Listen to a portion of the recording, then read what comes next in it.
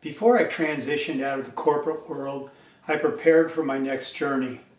I prepared to take a multi-pronged approach to the work that I engage with, providing education content and experience in strategy and project management was always going to be at the top.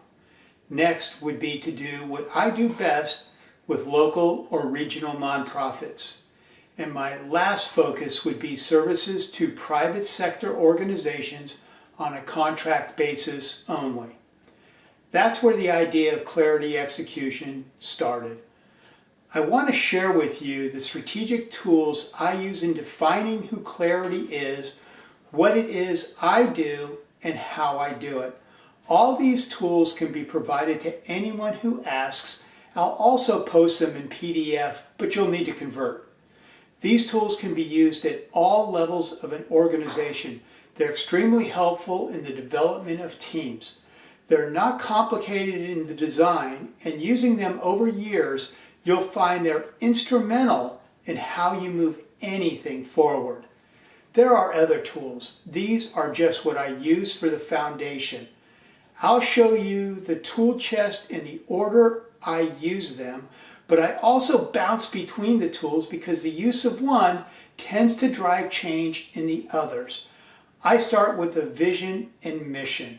The mission represents what the organization does, and the vision is how it does it. We can also look at the reason why it's being done, and to me, that drives everything. Beliefs are organizational, not really a product or service, but I would include characteristics.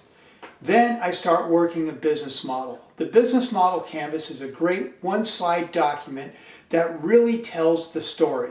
The value proposition defines the value of what's being delivered. It should be the first area of focus. Then define the market to be served, move on to relationship management and delivery methods. People and activities can come next, and finish off with the money pieces. This tool will generate a lot of thought and point out areas that need to be strengthened. The model will need tweaking as you navigate through other tools, challenge yourself in the story being told, and change as you learn more about the market. Using a SWOT analysis is where I start building a roadmap of strategic initiatives. The areas of strengths, weaknesses, opportunities, and threats change often, which means strategies may need to be redefined. I work on this tool every 10 to 18 months. Look for ways where your strengths can capitalize on opportunities and limit the impact of threats, and what strategic work would be needed. Then consider how weaknesses could be strengthened to also impact opportunities and threats. Those ideas, strategies, initiatives are what generate your strategic project portfolio. Strategy mapping is one of the tools I find most challenging, but in its use, everything starts to come together. You can modify the tool to have as many strategic themes as you like. I tend to limit myself to 3 because it helps me apply the right level of focus.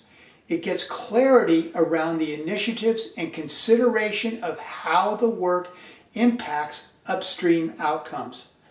All I'll say is this tool looks easy, but don't underestimate the number of iterations you'll go through before you feel you really have a grasp of it. Before I present this to a team, I take a first pass on my own. So in asking for their input, they have a visual to generate their thoughts, which feeds different ideas and makes the tool better. The next tools I get to a little later down the road. They're used more in alignment of branding and less strategic. A branding matrix brings together external and internal elements and aligns them with an organization or a team in how they compete, strategize, and how they communicate and interact with the world they serve. Using this tool will expose gaps or areas of weaknesses. It's well worth the time and brain power. I'll leave you with the mind mapping tool. It's used to visualize how you want people to think about the entity you're working with. If people look at an organization, a team, a product, or service, What are the things you want them to think about? Those items may not be current. They can be aspirational, how you want to be perceived as you improve. You can go as many layers deep as you want. The deeper you go, the better defined this mapping will be and the more value it adds. There is so much more in defining and delivering a strategy or strategic project portfolio. I wanted to show you the basic tools in my tool chest, the ones I go to most frequently. None of this work is easy, but I find it some of the most rewarding work product I create. It's the foundation for taking ideas, people, and organizations and helping them become the best versions of themselves.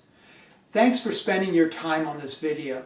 If you have any questions, you know how to find me.